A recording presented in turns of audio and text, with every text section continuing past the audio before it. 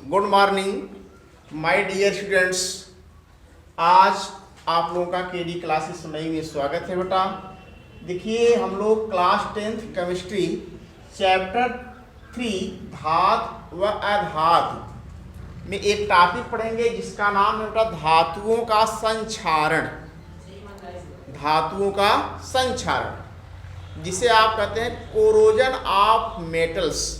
Corrosion of metals तो धातुओं का संक्षारण। जैसे बेटा आप जानते हैं, जब धातुओं को हम आप लोग खुले वायु में या नम स्थानों पर रख देते हैं तो उस धातु पर क्या होता है, एक पतली परत चढ़ जाती है जिसे हम आप लोग क्या कहते हैं बेटा, जंग कहते हैं। और इसी जंग का लगना ही क्या कहलाता है बेटा, संक्षारण। धातुओं में जंग लगना, धातुओं में जंग लगना ही क्या कहलाता है बेटा, संक्षारण कहलाता है। क्या कहलाता है, संक्षारण। अब जैसे आप जानते हैं चांदी है, चांदी को अगर आप क्या करते हैं, पानी में रख देते हैं या खुले वायु में रख देते हैं तो उसका जो रंग होता है बदरंग हो जाता है। तो धीरे धीरे क्या होता है, उसका क्षरण होने लगता है। इसी प्रकार हम आप लोग देखते हैं कि जो बड़े बड़े बिल्डिंग्स होती हैं या जो मकान बनाए जाते हैं, इनमें जो लोहा लगता है, अगर इसमें नमी आ गई है तो धीरे धीरे क्या होता है, डीजेनरेट होने लगता है, अर्थात उसका क्षरण होने लगता है। इसी को हम आप लोग कह सकते हैं संक्षारण। अगर आपसे पूछा जाए संक्षारण किसे कहते हैं तो बताएंगे नम वायु धातुओं का संक्षारण किसे कहते हैं, तो आप बता सकते हैं नम वायु की उपस्थिति में धातुएं, नम वायु की उपस्थिति में जब धातुएं क्या होती हैं बेटा, बदरंग हो जाती हैं, अर्थात उसके ऊपर क्या होता है, जंग लग जाता है, तो उसी को हम आप लोग कह सकते हैं संक्षारण। अर्थात आप कह सकते हैं जैसे लोहे में जंग लगना, तो लोहे में जंग लगने का जो उदाहरण है आप बता सकते हैं संक्षारण का ही उदाहरण है। किसका, संक्षारण का उदाहरण है। इसलिए आप बता सकते हैं लोहे का संक्षारण मतलब जंग का लगना, जंग का लगना। और यह आप बता सकते हैं एक रासायनिक रूप से जंग फेरिक ऑक्साइड का रूप है। रासायनिक रूप से जंग फेरिक ऑक्साइड का जल योजित रूप है। जो फेरिक ऑक्साइड का जल योजित रूप आप बता सकते हैं Fe2O3 × 3H2O। यह फेरिक ऑक्साइड का जल योजित रूप है। इसी को हम आप लोग जंग का लगना भी कह सकते हैं। इसलिए आप बता सकते हैं एक छोटी सी डिफिनीशन, जंग का लगना नम वायु के संपर्क में आने पर सतह की धातु का क्षरण, नम वायु के संपर्क में आने पर सतह की धातु का क्षरण ही संक्षारण कहलाता है। तो आप डिफिनीशन लिख सकते हैं नम वायु के संपर्क में आने पर, नम वायु के संपर्क में आने पर सतह की धातु,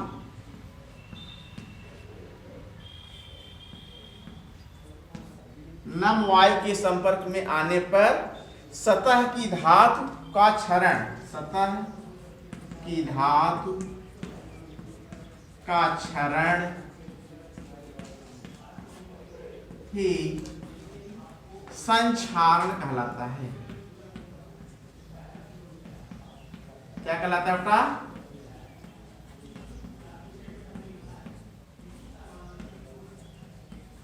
संक्षारण कहलाता है।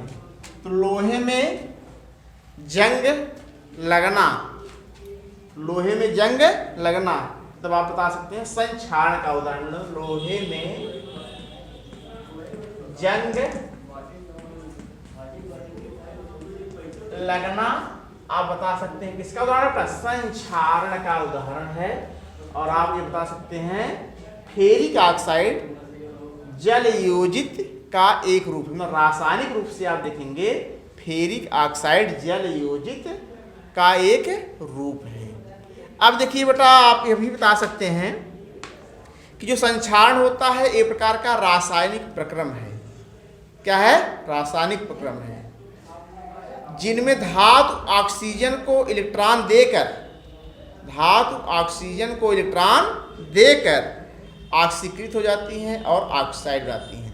कहने का मतलब धातुएं क्या होती हैं? जब ऑक्सीजन से क्रिया करती हैं तो वह क्या बना लेती हैं बेटा? ऑक्साइड बना लेती हैं। इसीलिए हम आप लोग यहाँ कह सकते हैं संक्षारण एक वैद्युत रासायनिक प्रक्रम है जिसमें धातु ऑक्सीजन को इलेक्ट्रॉन देकर ऑक्सीकृत हो जाता है और ऑक्साइड बना लेता है। इसलिए संक्षारण का उदाहरण आप लोग बता सकते हैं लोहे में जंग लगना। अब ये बेटा देखेंगे संक्षारण की रोकथाम। संक्षारण की रोकथाम।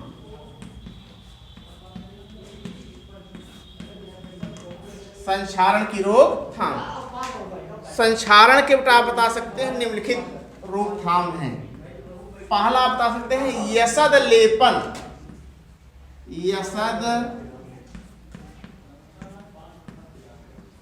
यसद लेपन। दूसरा आप बता सकते हैं टिन प्लेटिंग। टिन प्लेटिंग या आप बता सकते हैं क्रोम प्लेटिंग भी कह सकते हैं इसको, अर्थात और क्रोम प्लेटिंग। ठीक। तीसरा आप बेटा बताएंगे जो है धातुओं को मिश्र धातु में परिवर्तित करना। धातुओं को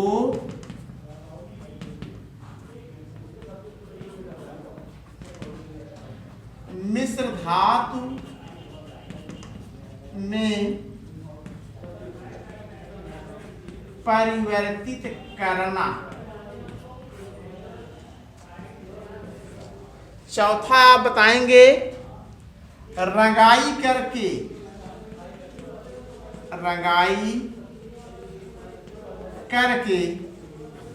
पांचवा आप बता सकते हैं बेटा ग्रीस या तेल लगाकर। ग्रीस या तेल लगाकर।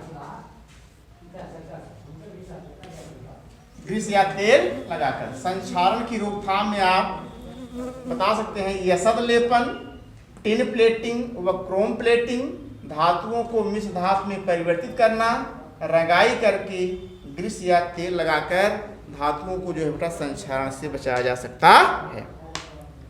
अब देखेंगे पहले इसमें यसद लेपन। यसद लेपन को आप गैल्वानीकरण भी बोलते हैं बेटा। इसको क्या कहते हैं? गैल्वानीकरण भी कहते हैं। गैल्वानीकरण भी बोलेंगे। अब इस गैल्वानीकरण में आप लोग क्या करेंगे? जो भी धातुएं रहती हैं उन धातुओं पर जिंक अर्थात जस्ता का लेपन कर देते हैं, तो वही क्या कहलाता है? यसद लेपन या गैल्वानीकरण कहलाता है। यसद लेपन या गैल्वानीकरण। तो धातुओं पर जब जिंक का लेप लगा देंगे या जिंक की परत चढ़ा देंगे, जस्ते की परत चढ़ा देंगे, तो वही क्या कहलाता है? गैल्वानीकरण या यसद लेपन कहलाता है। अब दूसरा देखेंगे टिन प्लेटिंग या क्रोम प्लेटिंग। धातुओं को संक्षारण से बचाने के लिए आप क्या करते हैं? धातुओं पर टिन और क्रोम मतलब क्रोमियम का लेप लगाते हैं, जिससे धातुओं का संक्षारण क्या होता है? कम हो जाता है, अर्थात रुक जाता है। तीसरा आप बताएं धातुओं को मिश्र धातु में परिवर्तित करना। तो आप ये जानते हैं बेटा यह धातु के गुणों में क्या किया था बेटा? सुधार। धातु के गुणों में क्या था? सुधार करने की एक विधि है। जो मिश्र धातु आप धातुओं को मिश्र धातु में परिवर्तित करना। जैसे कोई भी धातु है, अगर मान लीजिए वो खराब है तो कई धातुओं को एक निश्चित अनुपात में क्या करते हैं? मिला देते हैं, जिससे क्या होता है? धातुओं का संक्षारण कम हो जाता है। इसलिए आप यहाँ कह सकते हैं धातुओं को मिश्र धातु में परिवर्तित करना, तो यह धातु के गुणों में सुधार करने की क्या है, एक विधि है।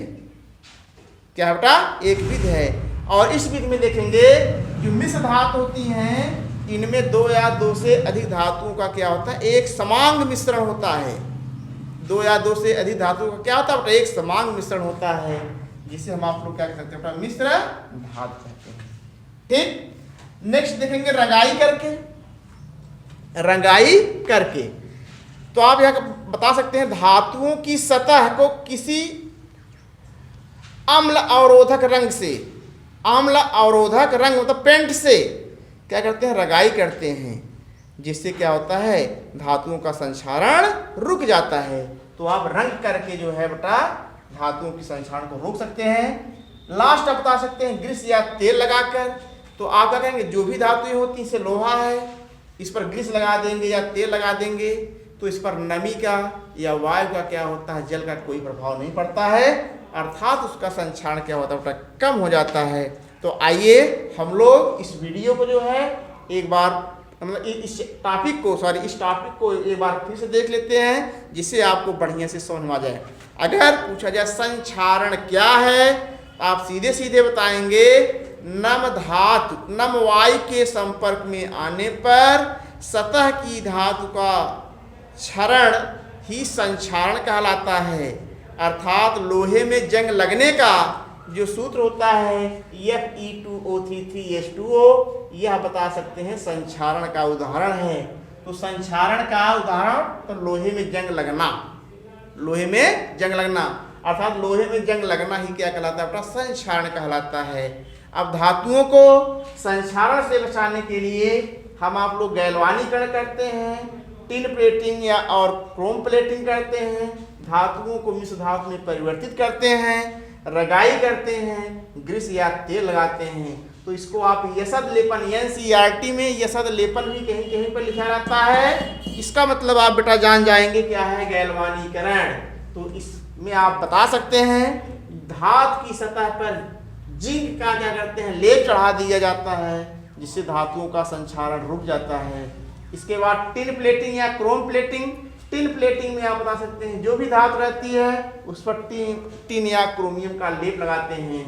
धातुओं को मिश्र धातु में परिवर्तित करना, धातु मतलब जैसे खराब किस्म की जो धातुएं होती हैं उसमें सुधार करके जो है दो या दो से अधिक धातुओं को मिला दिया जाता है, जिससे मिश्र धातु बन जाती है। और जो मिश्र धातु होती है, जिसे आप बता सकते हैं रोल्ड गोल्ड हो सकता है, पीतल हो सकता है, कांसा हो सकता है, यह आप बता सकते हैं मिश्र धातु है। और मिश्र धातु में आप जानते हैं दो या दो से अधिक धातुओं का क्या होता है, एक समांग मिश्रण होता है। इसके बाद रंगाई करके, क्या करके बेटा, रंगाई करके तो आप क्या बताएंगे कि धातुओं को रंग करके या उसके ऊपर अम्लीकृत रंग चढ़ा करके जो है बेटा धातुओं को संक्षारण से बचाया जा सकता है, लास्ट ग्रीस या तेल लगा करके। जैसे मान लीजिए कोई भी धातु है, अगर आप क्या करेंगे उस पर ग्रीस लगा देंगे या तेल लगा देंगे तो उसका संक्षारण नहीं होगा। तो आप बता सकते हैं जैसे लोहे के पुर्जे और मशीनों को ग्रीस तेल में जो है पोता जाता है या पोत देते हैं। जो मशीन होता है आप देखे होंगे घर पर, उस पर ग्रीस लगा देते हैं या तेल लगा देते हैं, सब पोत देते हैं, जिससे धातुओं का संक्षारण नहीं होता है। ठीक, तो यह आप जो है इसमें देखेंगे। अब इसमें इसी में आप एक टॉपिक और देख लेंगे बेटा, जिसका नाम है मिश्र धातु। क्या नाम है बेटा, मिश्र धातु। अगर आपसे कोई पूछे मिश्र धातु क्या है, ठीक, तो सीधे सीधे आप डिफिनीशन ये बता सकते हो बेटा, मिश्र धातु की डिफिनीशन दो या दो से अधिक पदार्थों के समांग मिश्रण को, समांग मिश्रण मतलब आप जानते हैं क्लास 9th में आपको पढ़ाया गया होगा, दो या दो से अधिक अवयवों को जब अलग नहीं किया जा सकता है उन्हें हम आप लोग क्या कह सकते हैं, समांग मिश्रण कह सकते हैं। तो आप समांग मिश्रण में देखेंगे जो भी पदार्थ रहते हैं उसमें पदार्थों का क्या होता है, अनुपात निश्चित होता है। तो आप यहाँ बता सकते हैं समांग मिश्रण या समांग विलयन को ही आप लोग क्या कह सकते हैं बेटा, मिश्र धातु। तो डिफिनीशन आप बता सकते हैं मिश्र धातु की। मिश्र धातु किसे कहते हैं, यह इंपॉर्टेंट क्वेश्चन है बेटा, यह बोर्ड परीक्षा में बहुत तेज पूछता है। और जो ऑब्जेक्टिव टाइप के जो क्वेश्चंस रहते हैं उसमें भी यह दिया जाता है।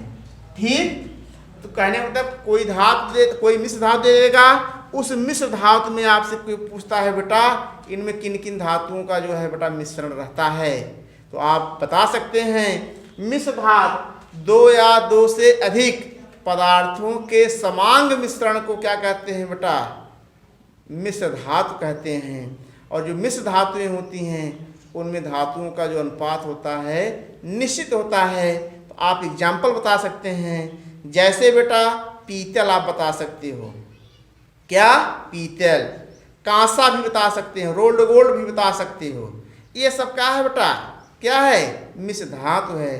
तो आप देखिए पीतल पूछता है, जो पीतल होता है इनमें किन किन धातुओं का जो है मिश्रण रहता है, आप बता सकते हैं कापर और जिंक का मिश्रण रहता है। इसमें पीतल में कापर और जिंक का मिश्रण रहता है। कापर जो है 70% रहता है और जिंक जो होता है 30% रहता है। इसी प्रकार आप कांसा भी बता सकते हो, जो कांसा होता है बेटा इसमें आप बताएंगे बेटा कापर जो है 88% रहता है, कितना, 88%। और इसके बाद बता सकते हैं इसमें जो टिन होता है आप बताएंगे कितना होगा, 22% होगा, नहीं 12%, कितना होगा बेटा, 12% होगा। तो आप ये बता सकते हैं यह जो कांसा होता है इसका उपयोग मूर्तियों के बनाने में, मशीन के पुर्जे बनाने में, बर्तन के बनाने में जो है इनका उपयोग किया जाता है। अर्थात मिश्र धातु का उपयोग अगर आपसे कोई पूछता है तो आप सीधे बताएंगे। रोल्ड आभूषण के बनाने में भी किया जाता है, बर्तन के बनाने में भी किया जाता है, और धातुओं को जो है संक्षारण से बचाया जाता है, इन सब में जो है बेटा इसका उपयोग किया जाता है। तो आप बच्चे अगर कोई पूछे पीतल में किन किन धातु का मिश्रण, कापर और जिंक का, कापर 70%, जिंक 30%, कांसा में कापर 88% और टिन कितना होगा, 12% होगा। इस प्रकार हम आप लोग क्या करते हैं धातुओं को संक्षारण से बचाते हैं, किसके द्वारा, मिश्र धातु द्वारा। धातुओं को क्या करते हैं, मिश्र धातु में बदल देते हैं, इससे उसका संक्षारण क्या होता है, कम हो जाता है। ठीक, तो ये आप बेटा पढ़ेंगे मिश्र धातु और संक्षारण बेटा पढ़ चुके हैं। यह वीडियो आप जरूर देखिएगा, जो न समझ में आया आप कमेंट करिएगा और दोबारा आपको जो है वो वीडियो प्रोवाइड कराया जाएगा। धन्यवाद बेटा।